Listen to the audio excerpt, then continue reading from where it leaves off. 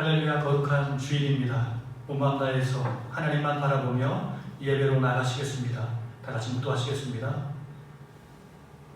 진실로 살아계신 주님, 우리가 하나님만 바라보고 하나님만 예배하며 하나님만 찬양하길 원합니다. 우리의 찬양과 경배와 우리의 모든 삶을 받아주시고 주님의 영광과 은혜를 선포하여 주시옵소서.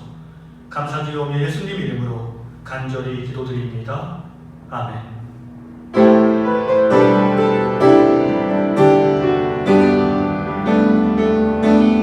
오소서 주님, 나의 마음을 선한 것 하나 없습니다. 태어나는 모든 것 주께 드립니다. 사랑으로 와주시고 날 새롭게 하소서.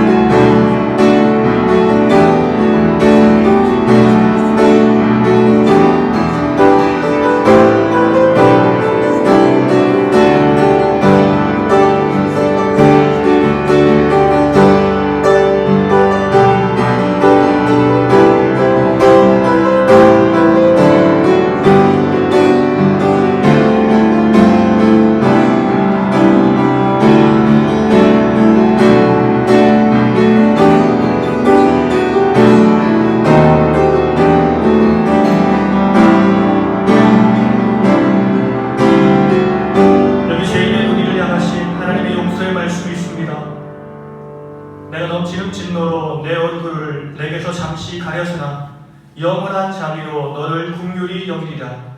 그렇습니다. 하나님 우리 용서하셨고 우리를 받아주셨습니다. 기쁜 마음으로 하나님을 찬양하며 경배하며 나가시겠습니다.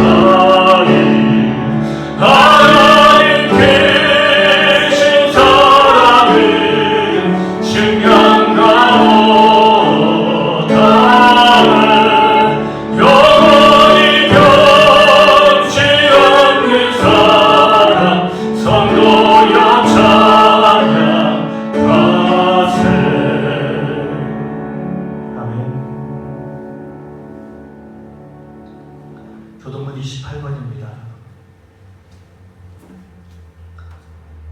하나님이여 주는 나의 하나님이시라. 내가 간절히 주를 찾되 물이 없어 마르고 황폐한 땅에서 내 영혼이 주를 갈망하며 내 육체가 주를 안무하나이다. 내가 주의 권능과 영광을 보기 위하여 이와 같이 성소에서 주를 바라보았나이다. 주의 인자하심이 생명보다 나음으로 내 입술이 주를 찬양할 것이라. 이러므로 나의 평생에 주를 송축하며 주의 이름으로 말미암아 나의 손을 들리이다. 골수와 기름진 것을 먹음과 같이 나의 영혼이 만족할 것이라. 나의 이 기쁜 입술로 주를 찬송하되 내가 나의 침상에서 주를 기억하며 새벽에 주의 말씀을 작은 소리로 읊조릴 때 하오리니 주는 나의 도움이 되셨습니다. 내가 주의 날개 그늘에서 즐겁게 부르리이다. 아멘. 나는 전능하신 아버지 하나님 천지의 창조주를 믿습니다. 나는 그의 유일하신 아들 우리 주 예수 그리스도를 믿습니다. 그는 성령으로 잉태되어 동정녀 마리아에게서 나시고 본디오 빌라도에게 고난을 받아 십자가에 못 박혀 죽으시고 장사된 지 사흘 만에 죽은 자 가운데서 다시 살아나셨으며 하늘에 오르시어 전능하신 아버지 하나님 우편에 앉아 계시다가 거기로부터 살아있는 자와 죽은 자를 심판하러 오십니다. 나는 성령을 믿으며 거룩한 공교회와 성도의 교제와 죄를 용서받는 것과 몸의 부활과 영생을 믿습니다. 아멘.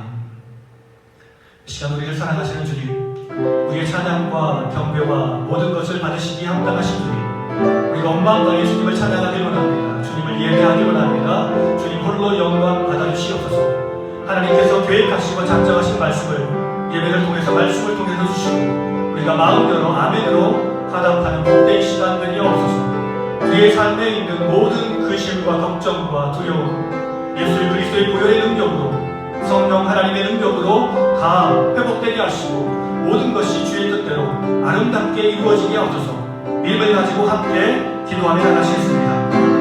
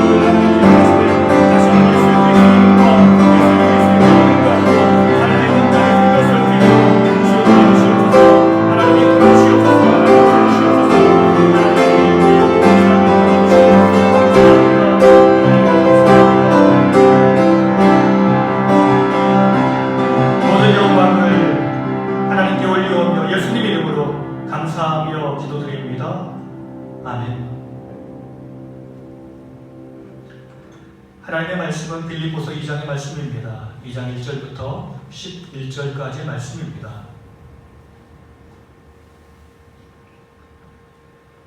그러므로 그리스도 안에 무슨 권면이나 사랑의 무슨 위로나 성령의 무슨 교제나 긍휼이나 자비가 있거든 마음을 같이하여 같은 사랑을 가지고 뜻을 합하며 한 마음을 품어 아무 일에든지 다툼이나 허영으로 하지 말고 오직 겸손한 마음으로 각각 자기보다 남을 낮게 여기고 각각 자기 일을 돌볼 뿐더러 또한 각각 다른 사람들의 일을 돌보아 나의 기쁨을 충만하게 하라.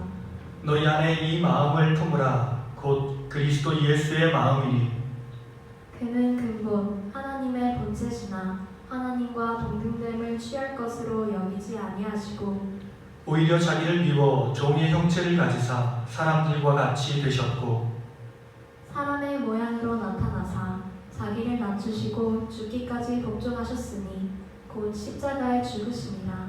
이러므로 하나님이 그를 지극히 높여 모든 이름 위에 뛰어난 이름을 주사 하늘에 있는 자들과 땅에 있는 자들과 땅 아래에 있는 자들로 모든 무릎을 예수의 이름에 꿇게 하시고 모든 입으로 예수 그리스도를 주라 시인하여 하나님 아버지께 영광을 돌리게 하셨느니라. 아멘.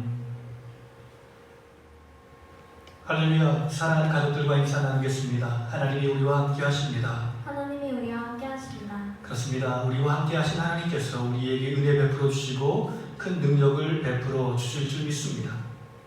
창세기 1장과 2장은 우리가 잘 아는 것처럼 창조의 이야기를 기록하고 있습니다. 첫째 날은 빛을 만들고, 둘째 날은 하늘을 만들고, 여섯째 날은 사람을 만들었고, 일곱째 날은 하나님이 쉬셨습니다. 많은 사람들은 이 이야기를 통해 논리를 배우고 과학을 배웁니다. 과학적으로 창조의 순서를 이야기하고 이것을 통해 성령의 과학성을 입증하려고 노력하기도 합니다. 그런데 창세기 1장과 2장의 창조의 이야기가 진정 과학을 말하는 것일까요? 그렇다면 성경은 과학책일까요? 그렇지 않습니다. 성경은 과학을 설명하려 하지 않습니다. 논리를 설명하려 하지 않습니다. 그것보다 더 중요한 것, 곧 성경에서 가장 먼저 기록한 것은 하나님이 인간을 너무너무 사랑하신다라고 고백하는 것입니다. 하나님이 인간을 만드셨습니다. 무엇 때문에 인간을 만드셨을까요? 이러한 일꾼이 필요해서일까요? 만약 하나님이 일꾼이 필요했다면 인간에게 자유의지를 주실 필요가 없었을 것입니다. 하인에게, 일하는 사람에게 자유의지는 필요 없습니다. 생각하는 하인들은 좋지 않습니다. 주인이 시키면 시키는 대로 무조건 순종하면 되지. 자기가 스스로 생각하고 판단하다 보면 잘못된 길로 나아갈 수 있습니다. 그렇게 하나님이 만약 일꾼을 만드시려고 계획하셨다면 인간에게 자유의지를 주실 필요가 없었을 것입니다. 하나님이 인간에게 자유의지를 주신 것은 하나님과 자유롭게 교제하는 관계를 맺고 싶으셨던 것입니다. 하나님은 우리를 자신의 신부로 부르셨습니다. 사랑하는 신부를 위해서 그가 살 수 있는 아름다운 집을 먼저 만들고 먹고 마시고 뛰놀며 성장할 수 있는 장을 마련하시고 인간을 나중에 창조하시며 그곳에 두신 것입니다. 인간을 만드실 때 하나님은 얼마나 기쁘셨을까요? 성경은 이야기하기를 심히 기뻐했다라고 말씀하고 있습니다. 우리가 성경을 제대로 읽는다면 창세기를 읽으면서 하나님의 기쁨의 소리를 들을 수 있어야 합니다. 하나님은 진심으로 우리를 사랑하십니다. 우리가 늘 함께 하시며 대화하시고 교제하시고 동행하기를 원하십니다. 하나님은 우리의 가족이십니다. 아버지이시며 신랑이시며 형제이기도 하신 분이 우리 하나님이십니다. 우리는 이 사실을 기억하고 오늘 본문의 말씀을 이해할 필요가 있습니다. 우리 빌립보 교회, 우리가 빌립보서를 묵상하는데요. 빌립보 교회는 어떤 교회였을까요? 우리가 잘 아는 것처럼 빌립보 교회의 시작은 사도 바울이 제2차 선교 여행 때 전도하여 세워진 교회가 바로 빌립보 교회입니다. 빌립보는 그리스 북쪽에 있는 마게도냐의 한 도시였습니다. 바울이 복음을 전했을 때 빌립보는 로마의 식민지였습니다. 이 도시는 원래가 알렉산더 대왕의 아버지 필립에 의해 재건된 도시이며 그 이름을 따서 빌립보라고 이름을 지었습니다. 빌립보 사람들은 로마와 같은 대우를 받았으므로 자긍심이 대단히 강했습니다. 바울은 여기에서 루디아라는 자색 옥강 장수를 만나고 그녀에게 복음을 전하였습니다. 그리고 귀신의 힘을 빌어 점을 치던 여종 하나를 고쳐주어서 그것으로 말미암아 귀신을 내쫓아 주었는데 이 사람이 주인을 위해서 많은 이익을 주던 사람이었는데 귀신이 내쫓겨서 이제 더 이상 점을 볼 수가 없으니까 주인이 바울을 고발한 것입니다. 결국 바울은 빌립보 감옥에 갇혀서 거기에서 하나님을 찬양합니다. 두려워하지 않고 염려하지 않고 밤새도록 그리고 동역자였던 신라와 함께 하나님을 찬양하며 기도했습니다. 그때 감옥문이 흔들리고 옥문이 열렸습니다. 옥문이 열렸지만 바울은 그곳에서 도망하지 않았고 이 일을 계기로 감옥 간수와 가족들에게 복음을 전하고 그들이 예수를 영접합니다. 이렇게 교인들이 생기고 교회가 생긴 것입니다. 빌립보 교회는 장점이 많은 교회였습니다. 빌립보 교회는 복음을 전하기 위해서 헌신하는 바울에게 선교 헌금을 보내주는, 그래서 물질적으로 후원하는 교회였습니다. 바울이 로마 감옥에 붙잡혀 있을 때 빌립보 교회는 목회자인 에바 브로디도를 보내주어서 바울의 감옥 생활을 돕도록 배려해 주었습니다. 이처럼 강점이 많은 교회였지만 교회에도 약점은 있었습니다. 빌립보 교회가 가진 문제점들, 교회가 세워진 지 10년이 조금 지났습니다. 교회가 성장하고 발전했지만 그런데도 불구하고 다른 교회들처럼 빌립보 교회도 문제가 있었습니다. 첫 번째는 율법주의와 반율법주의로 인한 문제였습니다. 바울을 대적하는 유대 기독교인들이 율법을 지켜야 한다고 가르치며 항상 바울과 동행하면서 예수 믿는 것을 회방했던 사람들이 있었습니다. 또 다른 문제는 반율법주의자들로 율법 없이 자유롭게 신앙생활할 수 있다라고 생각하는 사람들이었습니다. 우리는 이미 구원받은 사람들이기에 육체적으로 어떤 행위를 해도 구원받는다라고 생각했습니다. 이런 것들이 문제였습니다. 그러나 이런 문제보다 더 큰 문제가 있었는데 그 문제는 바로 교회가 분열되어 사랑의 관계가 파괴되고 있었습니다. 교회의 두 지도자였던 유오디아와 순두계가 분열이 있었습니다. 그리고 여러 가지 일로 사람들의 마음이 갈리고 있었던 것입니다. 바울이 이런 문제를 복음으로 잘 해결하여 교회를 든든히 세우기를 간절히 원했습니다. 바울이 이 장에서 중요하게 다루는 문제는 바로 교회의 분열에 대한 해결책입니다. 그렇습니다. 관계가 참으로 중요합니다. 우리가 인생 가운데서 하나님과의 관계를 제외한다면 우리는 수많은 사람들과 만나며 대인 관계를 하고 있습니다.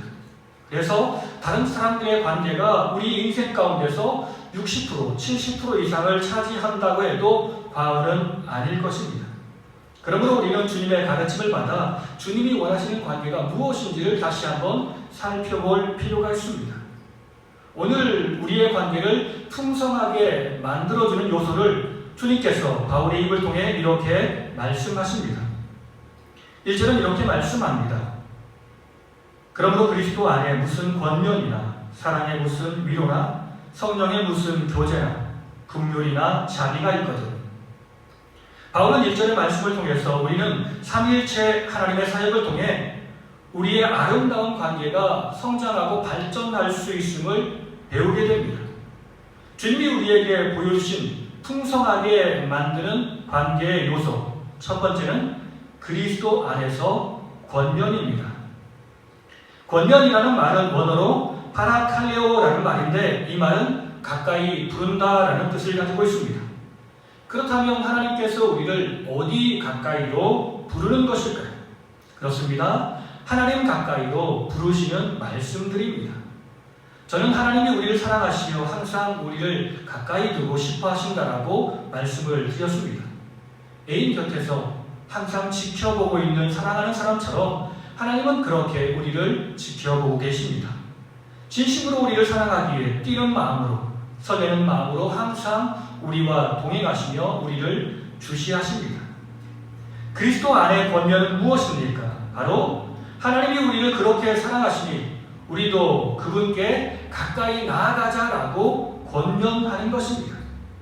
우리 하나님을 심판의 주로 생각하여 경계의 대상으로 생각하거나 무서움의 대상으로 생각하는 것이 아니라 우리를 사랑하시는 아버지로, 아니 더 나아가서는 우리를 사랑하는 애인으로 생각하고 기억하는 것이 중요합니다. 주님은 우리에게 그렇게 말씀하시며 우리를 하나님 가까이로 인도하셨습니다. 여기 권면에서 중요한 사역을 하는 것이 바로 성령님의 사역입니다. 파라칼레오라는 단어에서 파생한 단어가 바로 파라칼레토스라는 말인데 이와 같은 어원을 가진 말씀이 파라클레토스, 성령님을 가르치는 것입니다. 주님의 사랑의 권면을 우리가 이해할 수 있도록, 우리가 받아들일 수 있도록 보혜사 성령께서 역사하시고 이끌어 나가시는 것입니다. 두 번째 바울이 우리에게 말씀하는 것은 아버지 하나님의 사랑의 위로입니다. 위로라는 말은 파라미디온이라는 말인데 부드러운 격려, 용기를 돋우다, 장려하다라는 뜻을 가지고 있습니다. 실패하는 사람들, 그리고 낙심하는 사람들이 가장 두려워하는 것이 무엇일까? 바로 아무리 해도 되지 않는다라고 생각하면서 더 이상 희망이 없다라고 느끼는 것입니다. 나는 연약하고 나는 부족하기 때문에 한 번 실패하는 것이 아니라 이번에도 실패하고 다음번에도 실패할 것이다 라고 생각하는 것입니다. 희망이 없는 인생은 죽은 인생과 같습니다. 이런 사람들에게 필요한 것이 바로 격려와 위로입니다. 사랑의 격려는 사람을 살리는 행위입니다. 주님은 세상에서 성공한 인생, 많은 것을 가진 인생보다는 세상에서 실패한 인생, 버림받은 인생을 찾아가 그들과 함께 하시며 그들과 많은 시간을 보내셨습니다. 그들과 많은 시간을 보내시며 주님께서 그들에게 말씀하시는 것은 바로 너도 할 수 있다라는 말씀을 전하셨습니다. 내가 너와 함께 하겠다. 내가 너를 도와주겠다라고 말씀하셨습니다. 이것이 주님이 우리에게 보여주신 아버지 하나님의 사랑입니다. 세 번째, 우리의 관계를 풍성하게 하는 요소. 세 번째는 우리의 교제가 성령 안에서 하는 교제여야 한다는 사실입니다. 주님은 우리에게 보혜사 성령님을 보내셔서 그 안에서 우리가 교제할 수 있도록 인도해 주셨습니다. 그렇습니다. 우리에게는 성령 안에 있는 교제가 있습니다. 여기서 성령 안에 있는 교제라고 말하는 것은 나 중심의 교제를 말하는 것이 아닙니다. 나를 내세우거나 나를 자랑하려거나 모든 영광을 내가 취하려는 그러한 교만한 태도가 아닙니다. 성령 안에서 주님이 주신 은혜와 사랑을 경험하고 성령 안에서 그 은혜와 그 사랑을 만나는 모든 사람들과 함께 나누는 것입니다. 초대교회는 예수 그리스도께서 우리에게 말씀하신 권면의 말씀을 통해서 하나님께 더욱더 가까이 나아가려고 노력하는 말씀들을 깨달았습니다. 그리고 하나님이 우리를 향해서 사랑의 말, 위로의 말을 하시며 항상 다가오고 있다는 사실, 그리고 항상 우리는 그 사랑 가운데 거해야 된다는 사실을 우리는 알게 되었습니다. 그리고 공동체 안에서 중요한 것은 거룩한 교제인데 모든 일은 성령께서 주관하시어 인도하신다는 사실을 깨닫게 되었습니다. 바울은 위에 세 가지를 말씀하며 예수 그리스도의 사역과 아버지 하나님의 사역과 성령님의 사역을 말씀하며 우리가 잘 아는 바와 같이 축도의 형식으로 설명하고 있습니다. 성삼위 하나님께서 우리의 모든 관계를 아름답고 풍요롭게 이끌어 가신다라고 말씀하는 것입니다. 그리고 위에 세 가지를 통합적으로 말씀하시는 것이 바로 네 번째 요소입니다. 우리의 관계를 풍성하게 하는 요소 네 번째, 긍휼과 자비입니다. 삼위일체 하나님이 우리를 향해서 보이시는 마음이 바로 긍휼과 자비입니다. 우리는 주님의 사랑과 은혜를 경험한 사람으로 이제 긍휼과 자비를 베풀며 살아야 합니다. 그런데 긍휼과 자비라는 말은 항상 베푼다라는 의미를 포함하고 있습니다. 이 말은 가진 자들이 가지지 못한 사람들에게 나누어 주는 것입니다. 강한 자가 약한 자에게 나누어 주며 그들을 돌본다라는 의미를 가지고 있습니다.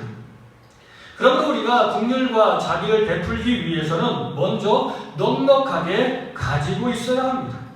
그렇다면 우리가 어떻게 긍휼과 자비를 넉넉하게 가질 수 있을까요? 그렇습니다. 이 모든 것은 하나님께서 우리에게 베푸신 것입니다. 주님이 우리를 긍휼히 여기셨습니다. 주님이 우리에게 자비를 베풀어 주셨습니다. 우리가 그 은혜와 그 사랑을 받았기에 우리도 그 은혜와 그 사랑을 내가 만나는 모든 사람들에게 전하며 사는 것입니다. 마태복음 5장 7절은 이렇게 말씀합니다. 긍휼히 여기는 자는 복이 있나니 그들이 긍휼히 여김을 받을 것이니요. 긍휼은 다른 사람을 불쌍히 여기는 마음입니다. 다른 사람이 실수하고 다른 사람이 연약해도 그것 때문에 화를 내거나 짜증내는 것이 아니라 그렇게 행할 수밖에 없는 어린아이와 같은 그 사람의 상황을 이해하고 사랑하는 마음으로 불쌍히 여기며 감싸주는 마음입니다. 이것이 바로 죄인된 우리를 향하신 주님의 마음입니다. 그렇습니다. 우리 모두는 다 죄인입니다. 우리 모두는 다 연약한 존재들입니다. 그러므로 우리는 다른 사람들의 실수를 보며 불쌍히 여기며 그들을 위해서 기도해야 합니다. 그렇게 주님의 마음을 품고 살아갈 때 우리는 하나가 될 수 있습니다. 2절 말씀은 이렇게 말씀합니다. 마음을 같이하여 같은 사랑을 가지고 뜻을 합하여 한 마음을 품어. 오늘 우리의 마음속에서도 그리고 이 세상 가운데서도 영적인 전쟁이 끊임없이 이루어지고 있습니다. 우리가 주님 마음 품고 이 세상을 살지 않는다면 우리는 넘어지고 우리는 실패할 수밖에 없습니다. 오늘 우리가 살아가는 삶의 현장, 무엇이 싸우고 있습니까? 허영과 겸손이 싸우고요, 다툼과 하나됨이 싸우고 있습니다. 3절은 이렇게 말씀합니다. 아무 일에든지 다툼이나 허영으로 하지 말고 오직 겸손한 마음으로 각각 자기보다 남을 낮게 여기고. 바울은 우리가 경계해야 할 조건을 말씀합니다. 허영과 그 결과인 다툼에 대해서 이야기하는 것입니다. 첫째는 허영. 허영이라는 헬라어 원어는 테노독시아라는 말인데, 이 말은 공허한 생각, 잘못된 생각을 나타냅니다. 허영의 대표적인 것은 바로 우상 숭배입니다. 우리는 우리가 만든 우상이 힘과 능력을 발휘할 것이다 라고 생각하지만 항상 그 모든 것들이 착각이라는 것을 우리는 잘 알고 있습니다. 그것들은 나무나 돌에 불과합니다. 우리가 스스로 만든 것에 불과합니다. 아무 힘이 없는 것을 힘이 있다라고 착각하는 것입니다. 잘못 생각하는 것입니다. 이런 우상 숭배의 근본에는 자기 숭배가 있습니다. 모든 사람들이 자기가 옳다고 자기 편이 되어주기를 간절히 바라는 것입니다. 어떤 사람은 자신이 완벽한 사람이라고 착각하며 살아가는 사람들도 있습니다. 내가 세상에서 제일 예쁜 사람이야. 내가 세상에서 제일 똑똑한 사람이야. 내가 세상에서 제일 부자야. 제일 능력 있는 사람이야 등등. 많은 사람들이 착각하며 살아가기도 합니다. 이 이야기를 듣기 위해서 얼마나 노력하며 사는지, 이런 사람들이 얼마나 많은지 모릅니다. 이것이 바로 허영입니다. 자기 자신을 온전히 알지 못한 채 헛된 영광과 헛된 꿈에 이끌려 살아가는 것입니다. 오늘 우리가 가진 모든 것들은 허영에 불과합니다. 헛된 것에 불과합니다. 내가 가진 건강이나, 내가 가진 지식이나, 내가 가진 미모나, 내가 가진 물질이나, 이 모든 것은 영원한 것이 아닙니다. 있는 것처럼 보이나 허무하게 사라지는 것이 바로 이 땅에 존재하는 것입니다. 우리는 이것을 영적으로 알고 있지만 삶에서는 그것을 잘 모를 때가 많습니다. 그렇게 잘 모르다 보니까 항상 진리가 하나님께서 말씀하시기를 오직 예수 그리스도만 바라보며 주를 쫓아가라고 말씀하시는데, 우리는 허영에 이끌려 세상으로 나아갈 때가 많은 것입니다. 두 번째, 허영의 결과는 다툼입니다. 다툼이라는 말은 헬라어로 보면 에리테이아라는 말인데, 자신을 내세우고자 하는 욕구, 천박한 이기주의 또는 당파심을 가리킵니다. 항상 싸움의 모든 근원은 자기 자신을 내세우기 때문에 그렇습니다. 이 세상에 고상한 싸움은 없습니다. 사람의 싸움은 모두 다 천박할 뿐입니다. 그리고 이 싸움은 한 사람이 싸우는 것이 아니라 여러 사람이 자기 편으로 끌어들여서 결국 이 싸움은 집단의 싸움이 되는 것입니다. 결국 이 다툼이 나와 공동체를 힘들게 하고 극단적으로는 나와 공동체를 파괴하고 죽이기도 합니다. 오늘 이 세상 많은 사람이 높아지려고 노력하며 살아가고 있습니다. 부를 통해 높아지고, 미를 통해 높아지고, 능력을 통해 높아져서 다른 사람 위에 서기를 간절히 원하는 것입니다. 끊임없이 세상 헛된 영광에 목표를 두고 목매달며 달려나가고 있습니다. 그렇게 인생이 힘들어지고 항상 다툼과 상처만 남게 되는 것입니다. 이 문제를 해결하기 위해서 주님은 우리에게 겸손하라라고 가르칩니다. 겸손이란 무엇입니까? 겸손은 주님 아래 자기 자신을 낮추는 행위입니다. 5절과 6절은 말씀은 이렇게 말씀합니다. 너희 안에 이 마음을 품으라. 곧 그리스도 예수의 마음이니 그는 근본 하나님의 본체시나 하나님과 동등됨을 취할 것으로 여기지 아니하시고. 예수님은 하나님의 본체이셨습니다. 다른 말로 표현하면 하나님과 같은 하나님이셨습니다. 그러나 예수님은 이 땅에 오셔서 한 번도 자기 자신을 하나님과 같은 위치에 두지 않으셨습니다. 항상 하나님 앞에서 겸손하게 자기 자신을 낮추셨습니다. 하물며 우리 인간이 어떻게 하나님 앞에 고개를 들 수 있겠습니까? 그것은 교만한 일이며 하나님이 가장 싫어하시는 일입니다. 그러므로 우리는 항상 하나님 앞에 내가 있음을 기억하며 나 자신을 낮추어야 합니다. 이것이 바로 겸손한 모습입니다.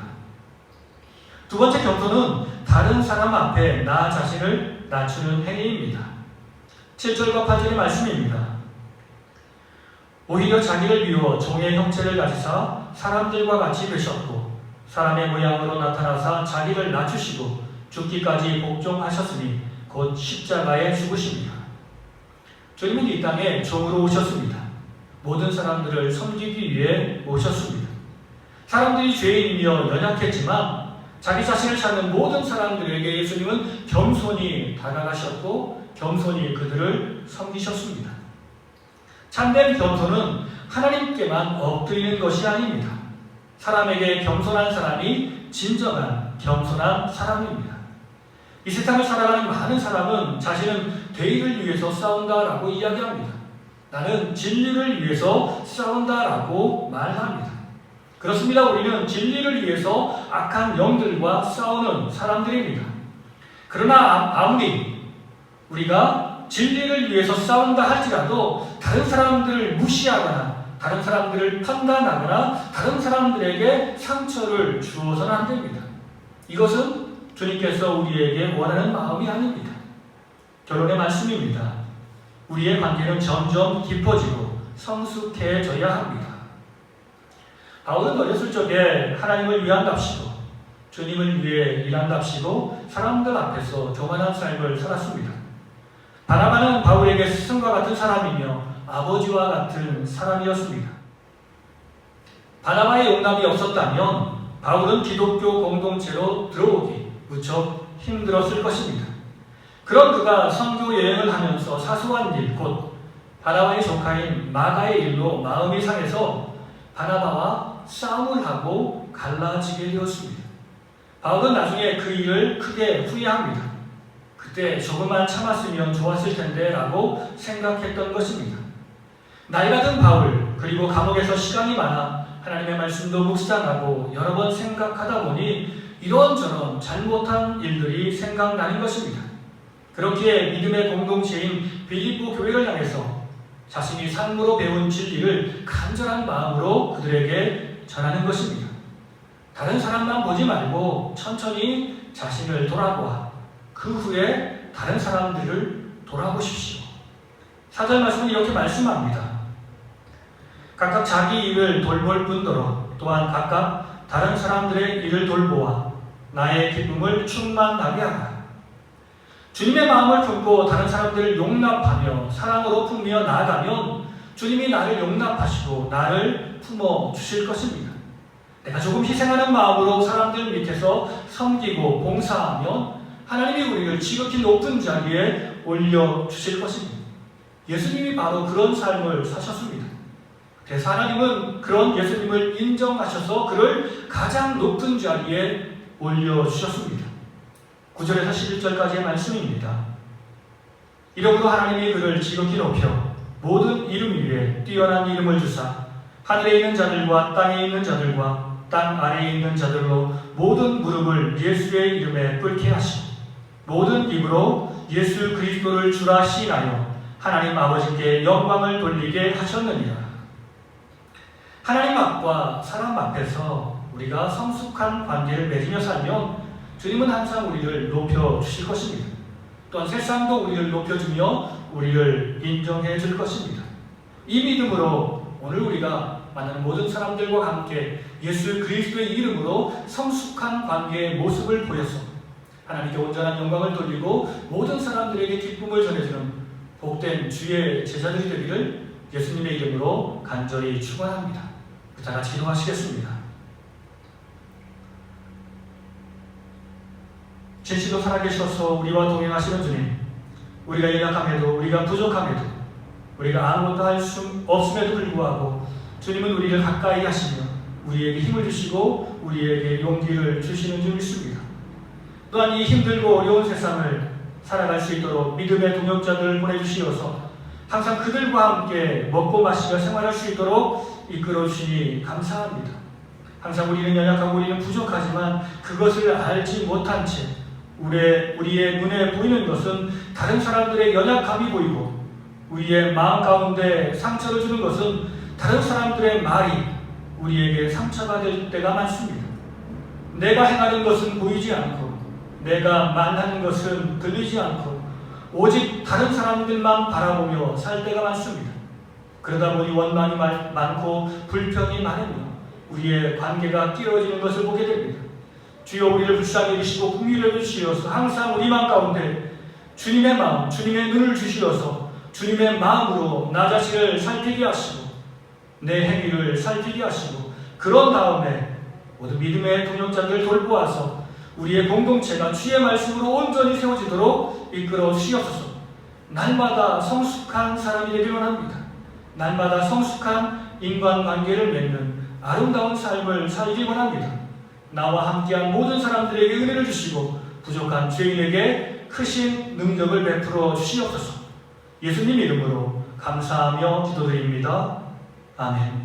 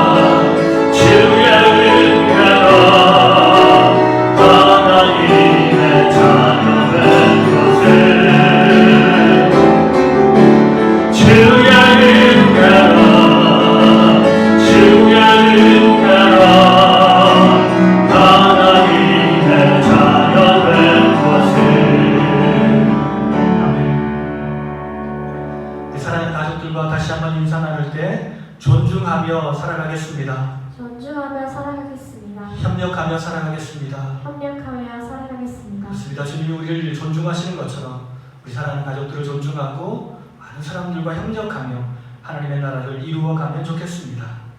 우리가 마지막 찬양 하나님께 올려드리겠습니다.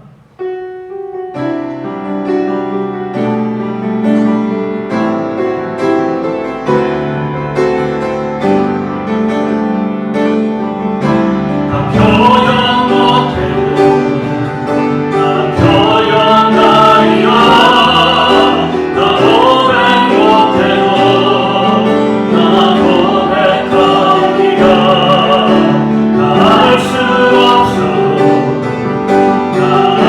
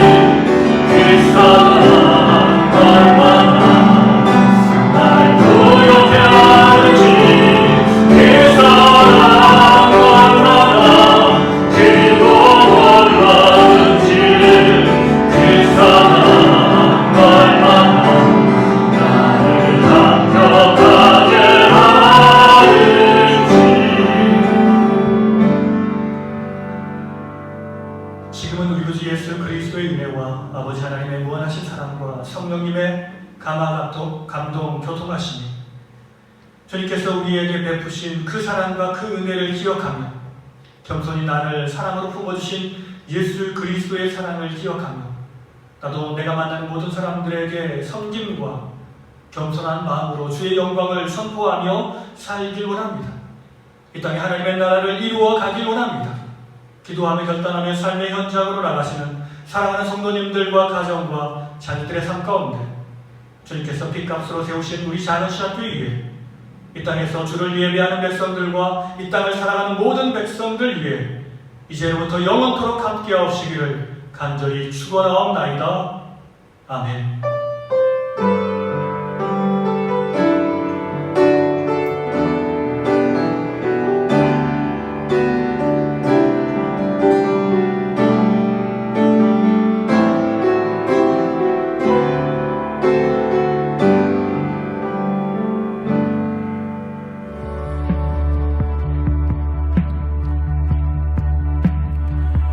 그 크신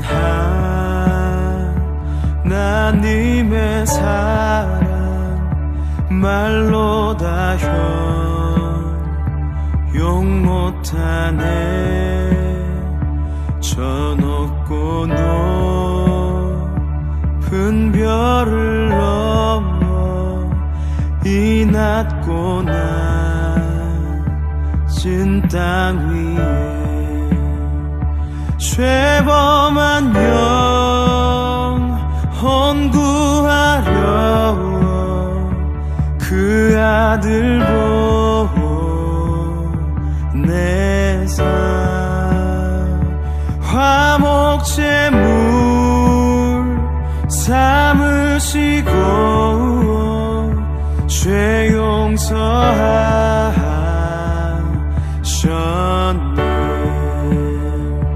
하나님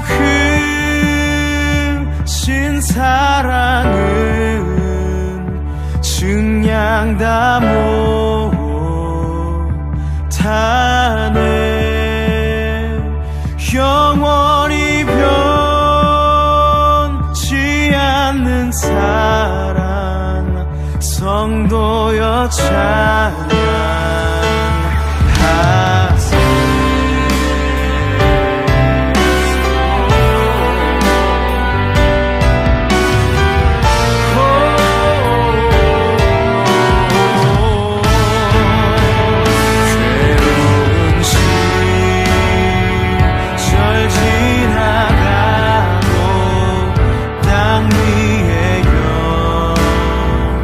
화쇠할 때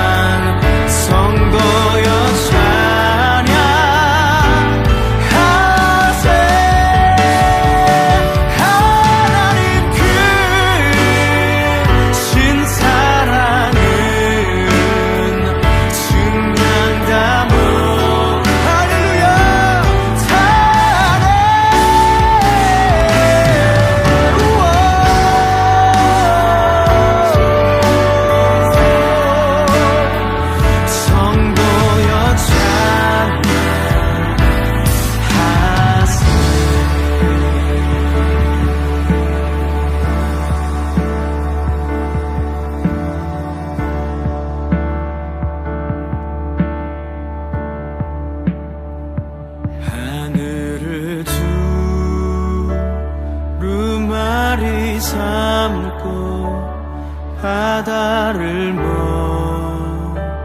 물 삼아도 한없는 하나님의 사랑 다 기록할 수 없겠네. 함께 고백합시다. 하나님의 크신 사랑 그 어찌 닿았을까. 아멘. 저 하늘 높이 쌓도 못하리.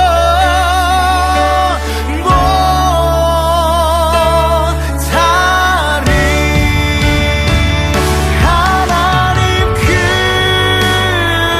크신 사랑을 증량다 못하네. 영원히 변치 않는 사랑 성도여 찬양. 우리 한 번 더 노래합시다. 하나님 크신 사랑을 증량다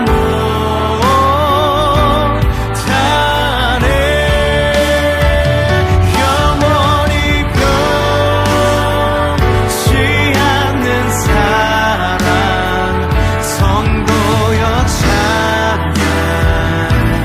찬양하세. 하나님, 오늘도 우리의 삶 가운데에 주의 사랑과 영광으로 임재하여 주시옵소서.